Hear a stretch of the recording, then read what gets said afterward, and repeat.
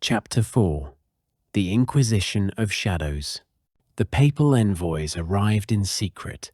They entered Paris not with fanfare but beneath hoods, slipping through the city gates at night like thieves.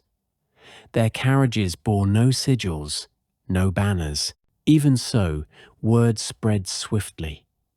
Priests dressed in white, their fingers heavy with rings, their eyes shadowed with suspicion.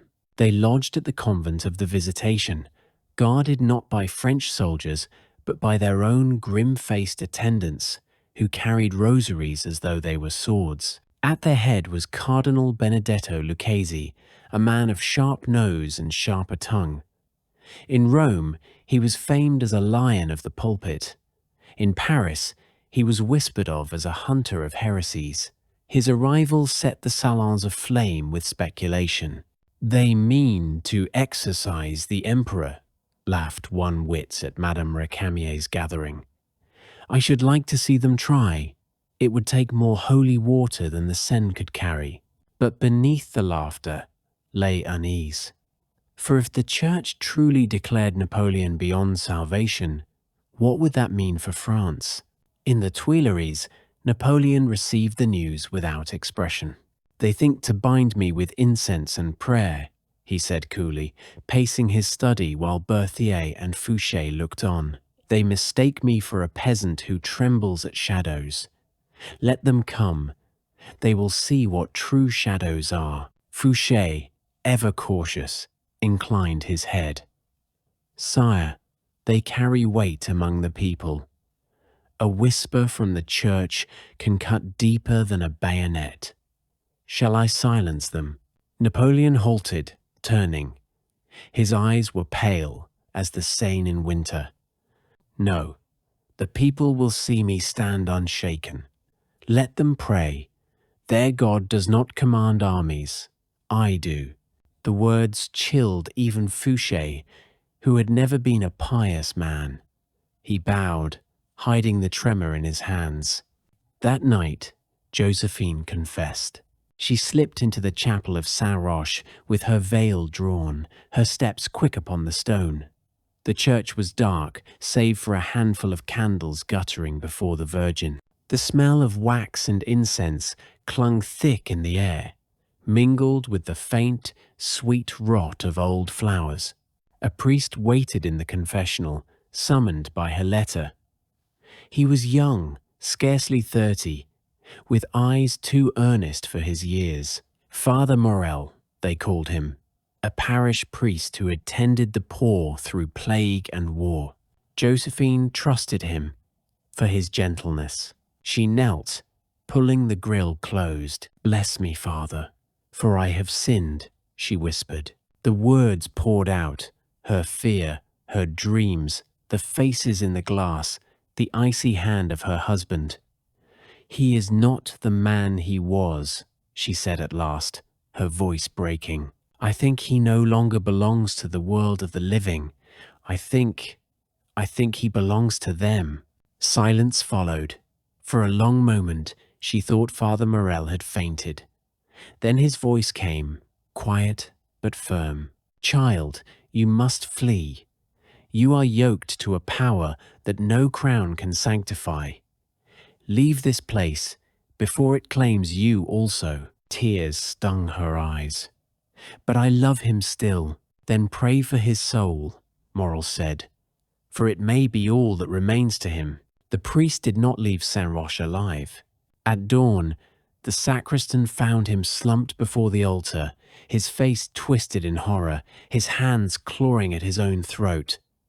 No wound marked him, yet his eyes were wide and black, as if burned from within. By his side lay his rosary, every bead split neatly in two. The church whispered of martyrdom. The court whispered of warning.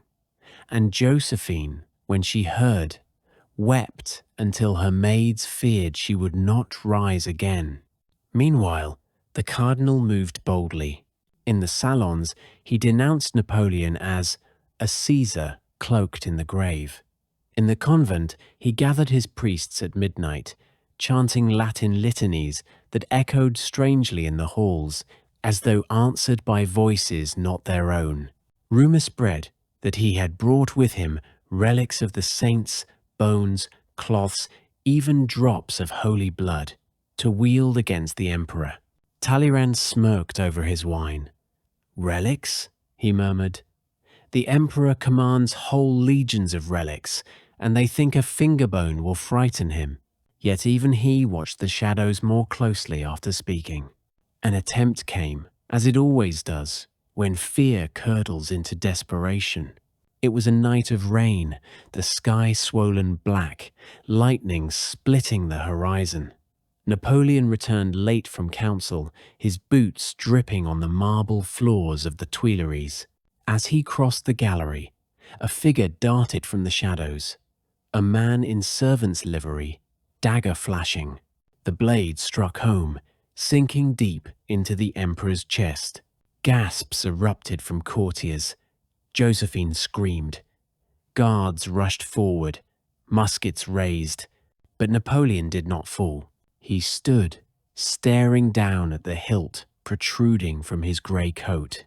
His eyes lifted, meeting those of the assassin. The man's face contorted, his hands shook. He tried to pull back, to flee, but could not. His body stiffened, his jaw clamped, his eyes rolled white. And then, to the horror of all, his skin began to wither. His flesh sank inward, his cheeks hollowing, his lips cracking as if centuries of decay had taken him in moments. Within breaths, he was a husk, collapsing into dust at Napoleon's feet. The dagger slid free, clattering harmlessly to the floor. Napoleon brushed his coat, unmarked. Silence smothered the hall. None dared move. Napoleon raised his eyes to them all. In his gaze was no anger, no triumph, only a cold inevitability. "Death," he said softly, "does not touch me." And then he walked on, leaving the dust behind. Afterward, the palace grew quieter still. Courtiers crossed themselves when they thought none looked. Ministers kept their eyes on the floor, and Josephine locked herself in her chamber for 3 days, refusing to see anyone, not even her children. The cardinal pressed harder, warning that France itself stood on the brink of damnation. He sent letters to Rome, demanding excommunication, urging a new crusade. Yet, already, his priests faltered.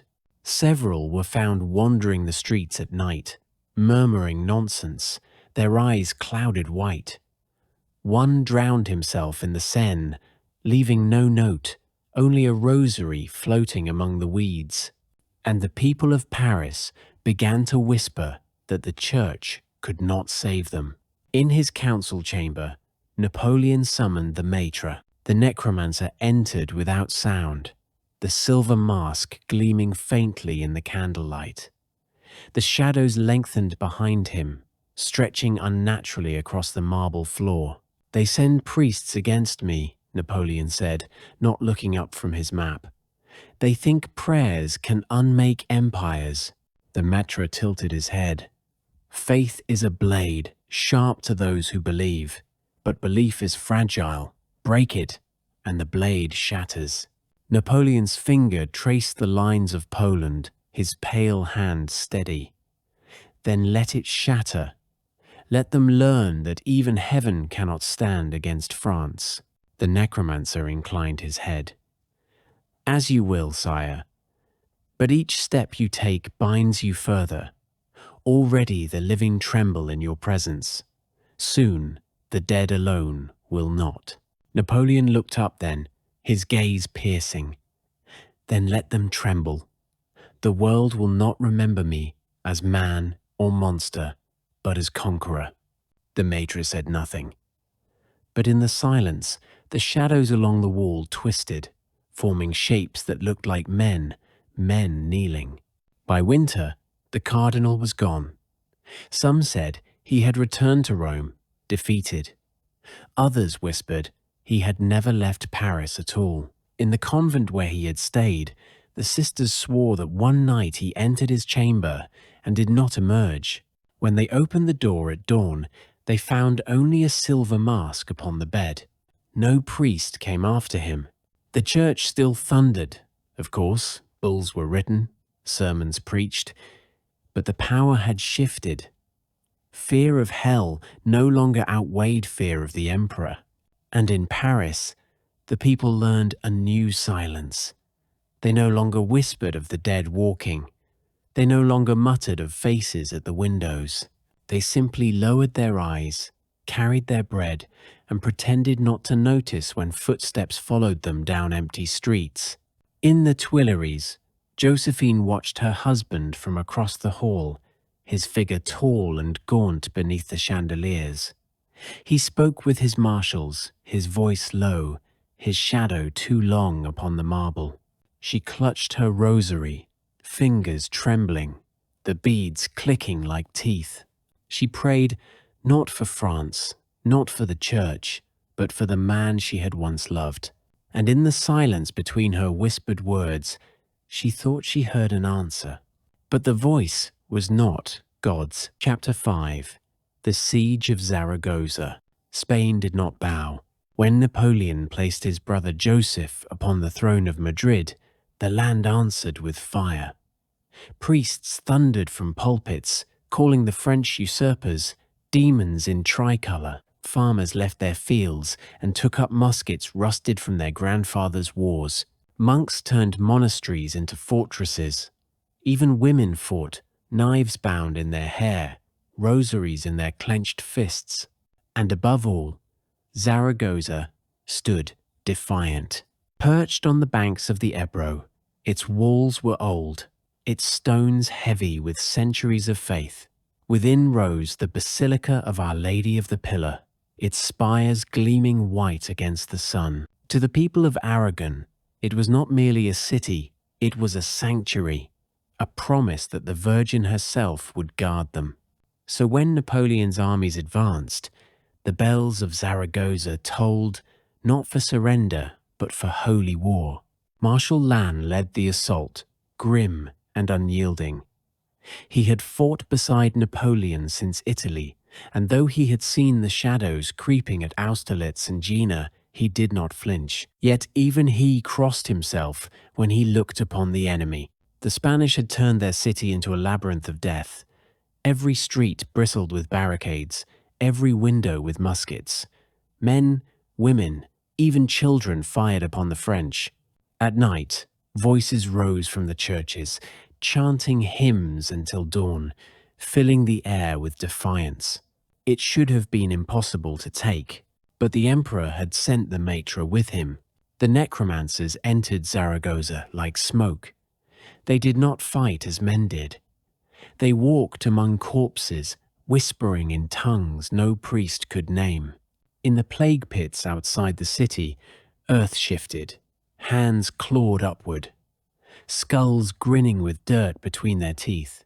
When the French charged, they did so side by side with the long dead of Aragon, soldiers slain centuries past, now marching again beneath the blackened eagles of France.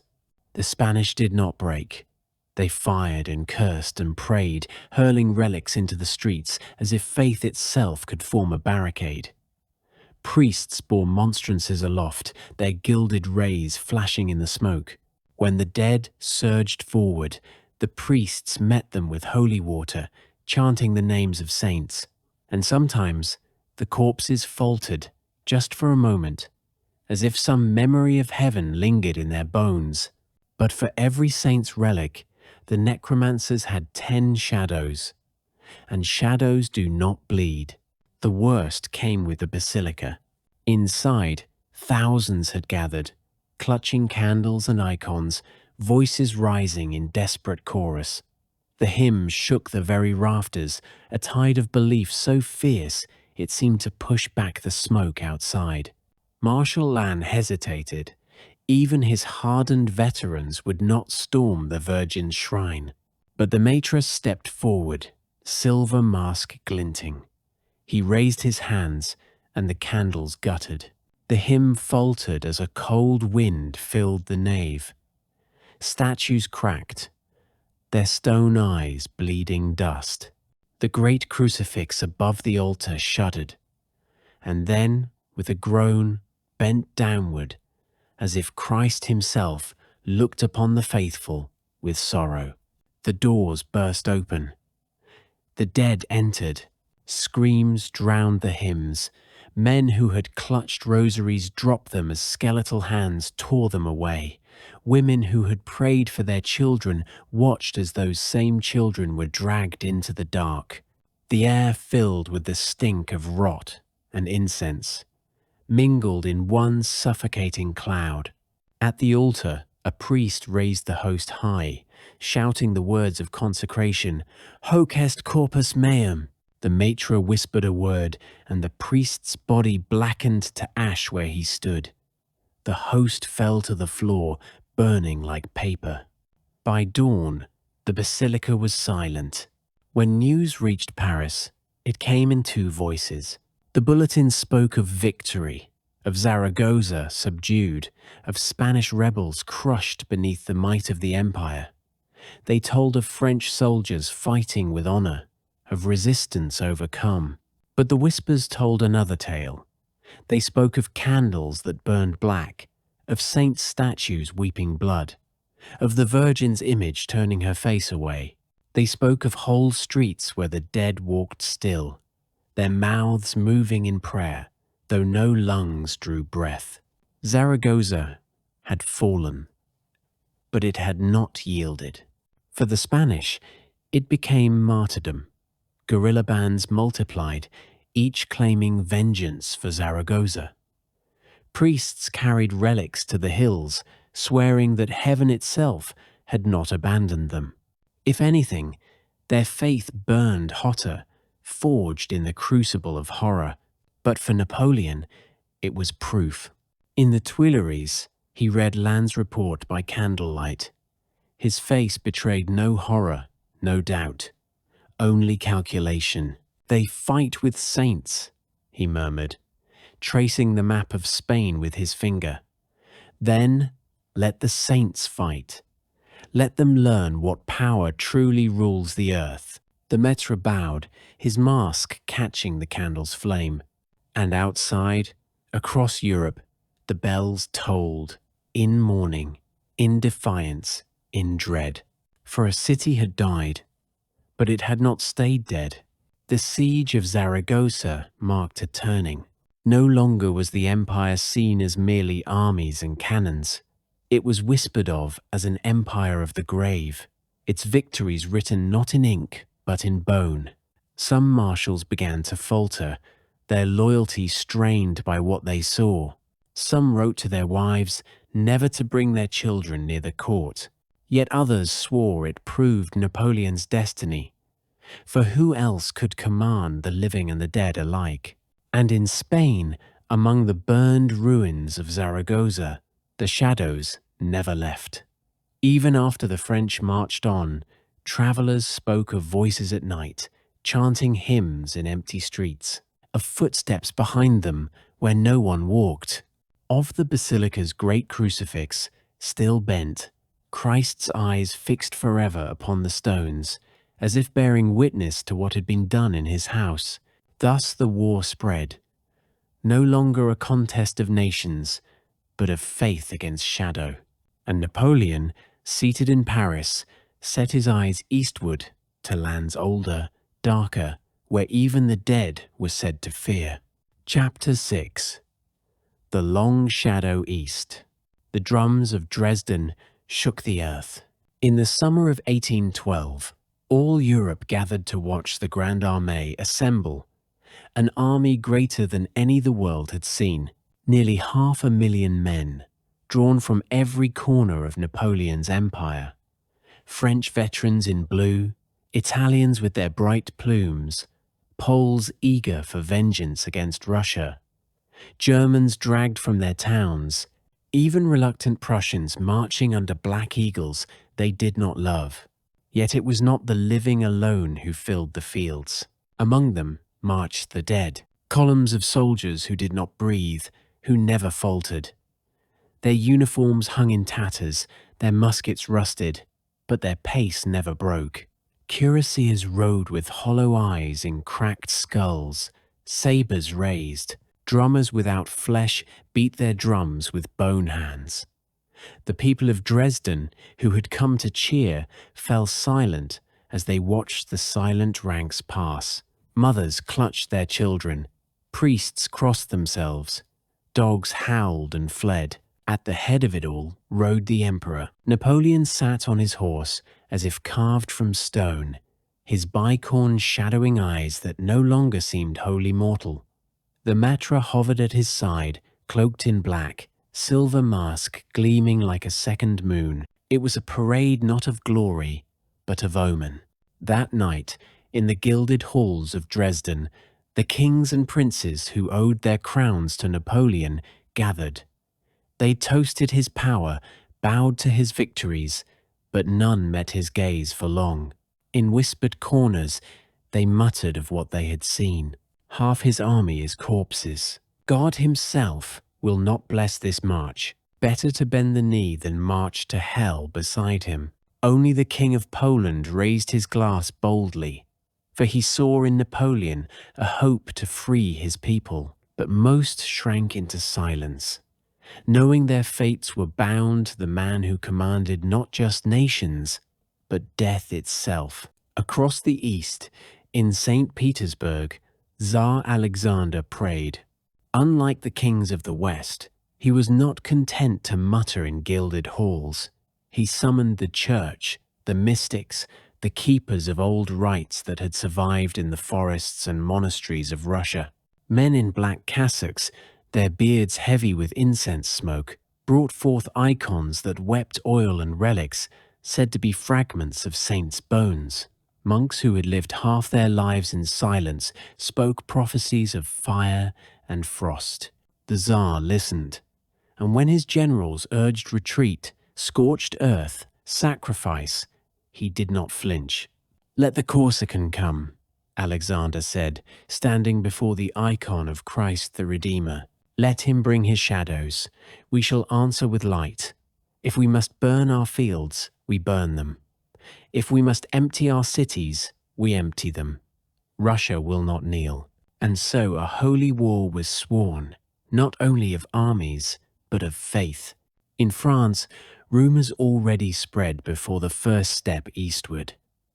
The Necromancers had raised too many. Whole villages in Saxony whispered of plagues returning, of crops failing as the dead tramped past their fields. Priests claimed the ground itself recoiled from so much blasphemy. Even some marshals grew uneasy.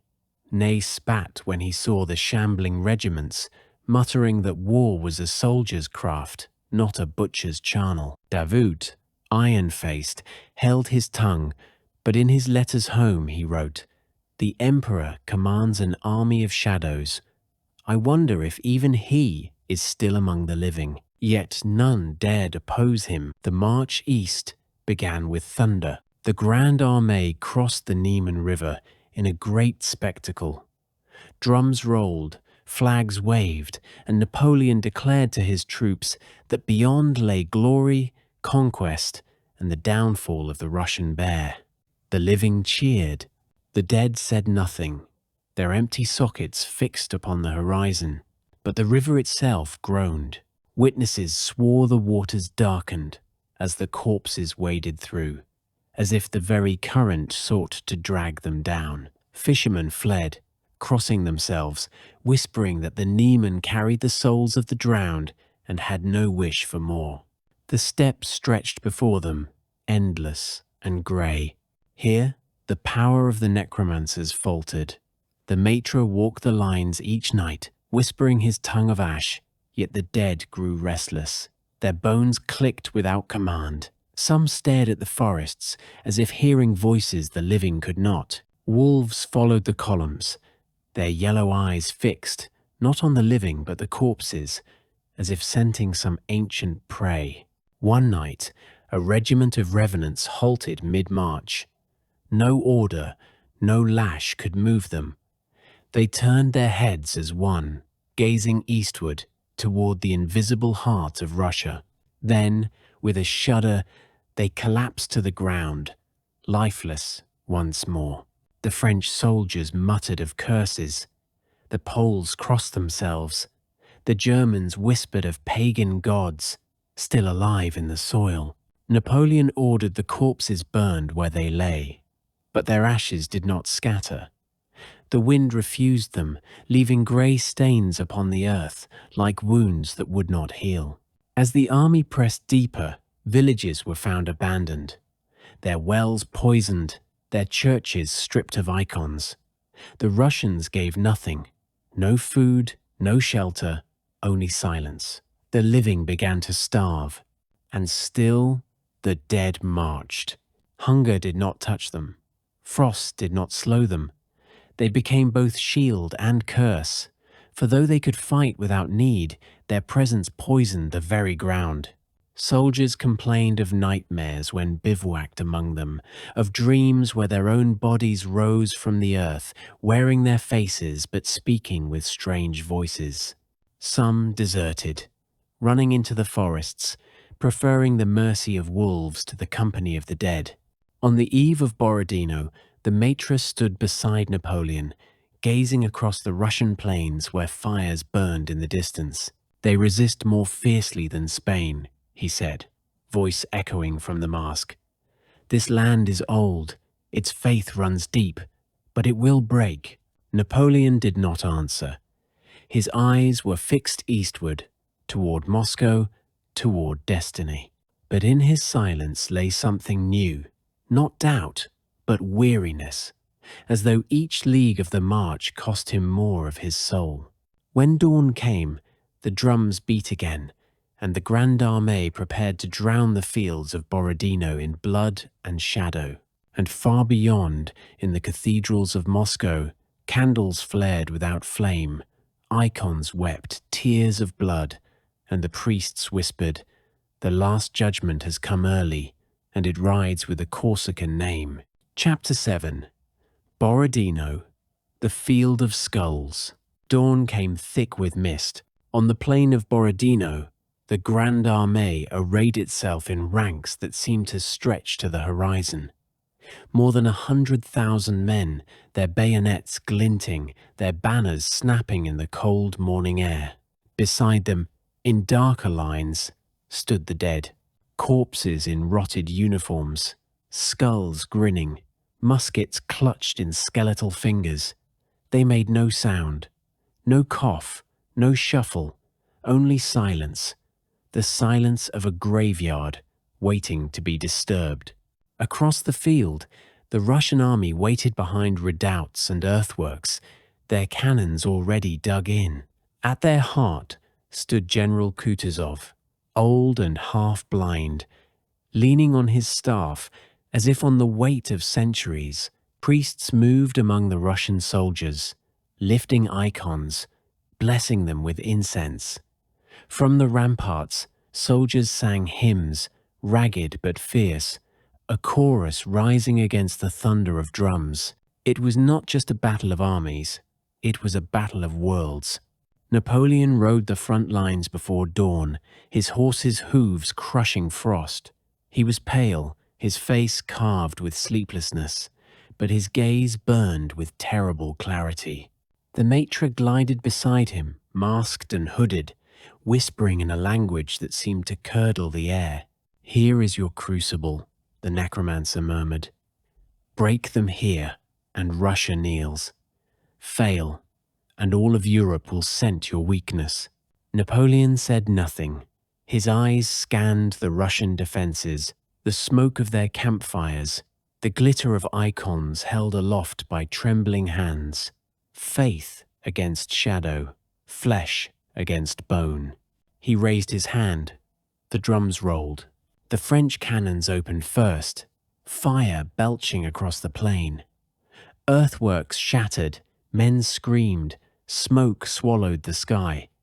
Infantry advanced, muskets cracking, bayonets gleaming. For hours the ground shook with the clash of men and steel. Then Napoleon gave the other signal. The Maître stepped forward, raising both arms. The ground trembled. From shallow graves, from beneath churned soil, the dead clawed their way free. Skulls, ribs, and rusted steel, forming into ranks that moved as one. The Necromancers battalion advanced, a tide of corpses with hollow eyes. The living French soldiers cheered and recoiled in equal measure. The Russians fell silent, and then the priests began to sing. A chant rose from the Russian lines, deep and sonorous, rolling like thunder through the smoke. Icons were lifted high, their gold catching stray beams of sun through the storm of gunpowder. Soldiers knelt, crossed themselves, and when the corpses came near, some fired not bullets, but prayers, hurling them like arrows of light. Where the prayers struck, some revenants faltered, bones cracking, skulls crumbling to ash. But more came, always more. At the Shevardino redoubt, French infantry clashed with Russian bayonets, while the Necromancers unleashed a horror not yet seen. The fallen of both sides rising again, stripped of allegiance, serving only the will of death. Men who had died moments before, still bleeding, turned on their comrades with empty eyes. The Russians screamed. Whole regiments broke. Yet in the chaos, Kutuzov stood unflinching. "Hold," he rasped. "God sees us. Hold." And they did. The day wore on in slaughter. Cannon fire churned men and corpses alike into mud. Cavalry charges shattered against earthworks, horses screaming as skeletal riders rose beside them. At midday, the French seized the Raevski redoubt, a fortress of earth soaked in blood. But every step cost thousands of lives. Napoleon watched from a hill, his face unreadable. Around him, marshals argued, "Nay," demanding another assault, Davout urging caution, Murat shrieking for cavalry glory. "Commit the guard," Ney snarled. "One blow, and they break." Napoleon's hand tightened on his reins. The Imperial Guard, his last reserve, the hammer of his empire. But he shook his head. Not yet. Instead, he gestured to the maître. The necromancer raised his staff, and the ground itself split. From the fissures rose not men, but something older, corpses clad in rusted mail, the bones of forgotten warriors, their skulls marked with pagan runes.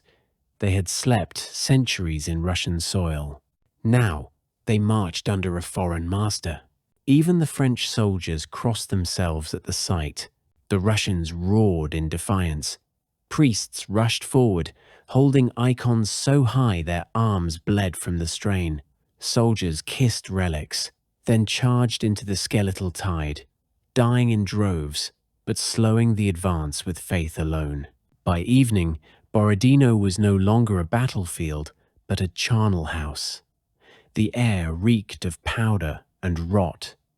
Tens of thousands lay dead or risen, indistinguishable in the mud. Both armies were shattered. Their strength bled out into the soil. Napoleon stood amidst it all, staring at a plain littered with corpses that twitched and moaned, still half animated. Victory was his, technically. The Russians retreated in order, not broken but unbowed. The road to Moscow lay open. But as the Emperor watched the smoke drift, he felt no triumph. Behind him, the maître whispered, "You have won the field, sire, but the land itself resists. Each step east will cost you more than men. It will cost you yourself." Napoleon said nothing. His eyes were fixed on the east, where the horizon burned with the setting sun, red as a wound. The field of skulls was his, but it was not enough. Chapter 8. The Burning of Moscow. The gates of Moscow swung open to silence. Napoleon entered the city not as conqueror, but as trespasser, his horse's hooves echoing in streets emptied of life. The Grande Armée followed in ragged columns, their uniforms torn, their faces blackened by Borodino's smoke. They had expected gold-domed splendor, cheering crowds, rich plunder. Instead, they found windows shuttered, doors barred, icons staring down from walls like watchful eyes. The city was not deserted. It was abandoned, like a corpse stripped of its soul. Only the crows greeted them, wheeling above the Kremlin spires. The emperor rode through Red Square, staring at the silent churches, the mansions left half-stocked with bread and salt, as though their owners had fled mid-meal. In one hall, he found a feast table still set, candles guttered in pools of wax. The wine was fresh, the meat cold. Chairs stood empty. His officers muttered uneasily. "It is a trick," Murat growled, plumed hat wilting with dust. "They will return by night," Davout said, his face gaunt. But Napoleon said nothing. His pale eyes lingered on the icons nailed to every wall, the painted saints glaring with eternal defiance. "An empty throne," he murmured. "And I, the unwelcomed guest." The maitre walked at his stirrup, hood low, voice a hiss. "They fled not from you, sire. They fled from what you carry. The city knew, the land knew. It cast itself out before your shadow could claim it." Napoleon ignored him, though his jaw tightened. That night, the first fires began, a glow on the horizon. Faint at first, then swelling, entire districts lit as if by dawn. The flames licked the sky, turning the golden domes to bloody crowns. Soldiers rushed with buckets, shouting, but water turned to steam in their hands. The fire leapt from roof to roof, faster than wind, as though guided by invisible hands. By morning, half the city burned. Napoleon stood in the Kremlin, staring out from a high balcony as embers rained like meteors. The maitre hovered beside him, mask gleaming red with reflection. "This is no common fire," the necromancer said. "It has been sanctified. Do you feel it? It resists me." Napoleon did feel it. The smoke clawed at his lungs, thick with a weight like incense. His legions of revenants faltered in the streets, their bones cracking, their sockets smoking. Whole cohorts collapsed into ash without a shot fired. It was as though the fire itself was a prayer. In the city's alleys, French soldiers looted what they could, stumbling through smoke with arms full of furs, chalices, even children's toys. Some laughed as they drank stolen wine, others wept in delirium, and some simply vanished into the fire, swallowed whole. At the Church of the Archangel, a squad found priests kneeling before a great icon, their beards singed, their hands clasped in prayer, even as flames devoured the rafters. They did not flee. They sang until the roof caved in, burying them in holy fire. Word spread quickly. The priests had lit the city themselves, sacrificing Moscow to deny the emperor its life. They had called down flame as a weapon, consecrating destruction. The city was burning not in defeat, but in judgment. On the third night, Napoleon summoned his marshals within the Kremlin halls. Smoke seeped through the windows, sparks drifting like fireflies.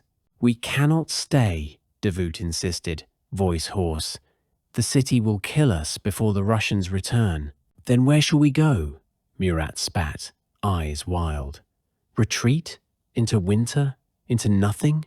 The emperor listened in silence, his face carved from stone. At last, he rose. "They think fire can undo me," he said. His voice was calm, low, dangerous. "But let them burn their holy city. Let them torch their saints and their dead. We remain, and we endure." He turned to the maitre. "Gather what strength remains. Bind the ashes to my banner. If they would purge this land with flame, then I will make fire itself bow." The necromancer bowed low. though his masked face tilted strangely, as if amused. But outside, the army whispered. They whispered that the emperor had become untethered, that he dined alone with shadows, that he stared into the flames as though conversing with them. They whispered of revenants crumbling by the hundreds, of wolves prowling the outskirts, their eyes bright with unnatural light. They whispered that Moscow was not burning, Moscow was being exorcised, and that they, caught within it, were the demons. On the fifth day, as the Kremlin itself shook with flame, Napoleon stood in his chamber staring into a mirror. His reflection wavered, blurred. For a heartbeat, he thought he saw no man at all, only a black eagle with wings of bone, talons clutching Europe. Behind him, the Maître whispered, "Sire, the land rejects us. The longer we stay, the weaker the dead become. You must decide, burn with Moscow or march back into the frost." Napoleon's jaw tightened. His eyes glittered. "We march," he said. But even he knew it. The fire had not only consumed Moscow, it had consumed his victory. That night, the Kremlin towers fell, collapsing into sparks that rose to heaven like the souls of martyrs. Napoleon watched from horseback as he led his army out of the ruined city. Behind him, Moscow burned until nothing remained but smouldering bones. The Grande Armée moved westward into winter. The dead stumbled, the living starved, and the emperor, cloaked in smoke, carried the weight of a crown that no fire could cleanse. The burning of Moscow was not his triumph. It was his curse.